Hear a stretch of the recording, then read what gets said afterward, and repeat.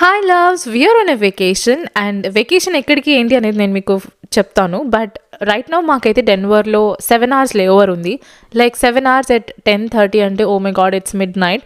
And మాకు concourse ఏలో వచ్చింది. సో మేము అక్కడ లాంచ్ ఏరియా చూసాము.